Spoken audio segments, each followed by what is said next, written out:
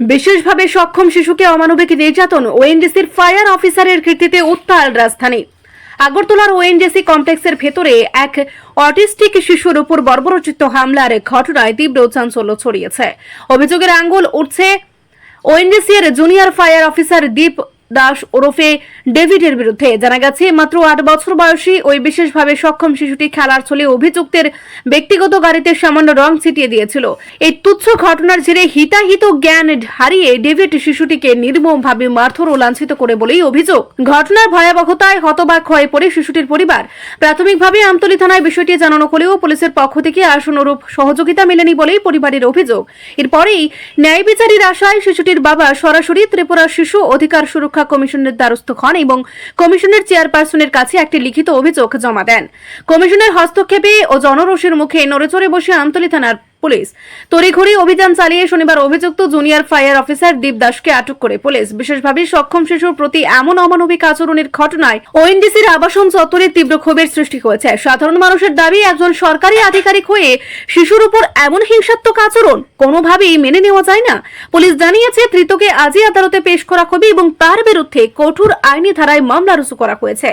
শিশু অধিকার সুরক্ষা কমিশনের পক্ষ থেকেও এই ঘটনার উপর কড়া নজর রাখা হচ্ছে, যাতে ভুক্তভোগী পরিবারটি দ্রুত সুবিচার পায়।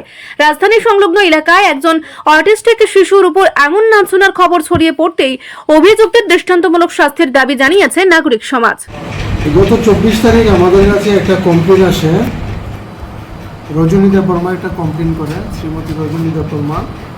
ওনার মেয়েকে ওএনজিসির ফায়ারম্যান ওকে মারধর করেছে। অ্যালিগেশনটা ছিল ওই যে ফায়ারম্যানের গাড়িতে একটা রং দিয়ে ক্র্যাশ করেছিল। এই ভিত্তিতে আমরা একটা কেস রেজিস্টার করি, Amtali PS case number 25/26 under section 126 clause 2, 117 clause 2, 308 clause 2, 351 clause 3 BNS দ্বারা অনুযায়ী কেস আমরা এটা রেজিস্টার করি এবং তদন্ত আমরা তদন্ত করতে গিয়ে পরবর্তী সময় আমরা যে কেসের যে আসামি দীপগুলা দাসকে আমরা গ্রেপ্তার করি।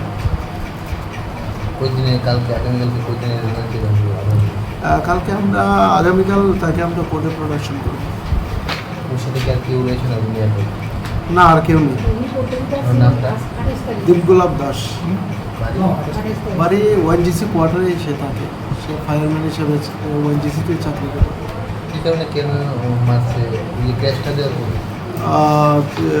অ্যাকচুয়ালি অ্যালিগেশনটা ছিল দীপগোলাপ দাসের যে একটা গাড়ির মধ্যে মেয়েটা এটা ক্র্যাশ করেছিল, রং দিয়ে রেখেছিল। রিপোর্ট সংবাদ প্রতীক্ষা।